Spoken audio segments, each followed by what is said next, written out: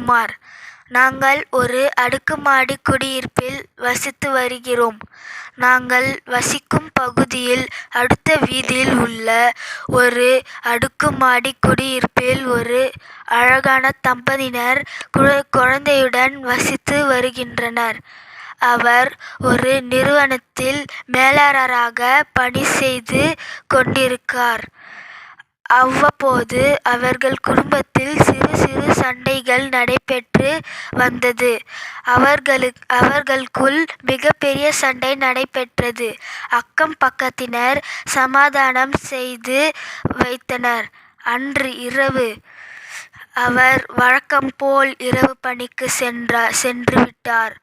அவரது மனைவி இரவு 12 மணியளவில் மொட்டை மாடியில் இருந்து கீழே குதித்து உயிரை மாய்த்து கொண்டார்.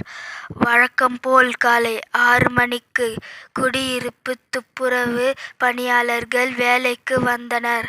அப்போது இவர் கீழே இருப்பதை பார்த்து போலீசுக்கு தகவல் கொடுத்தனர். சிறிது நேரம் கழித்து போலீஸ் வந்து பிரேத பரிசோதனைக்கு எடுத்துச் சென்றனர்.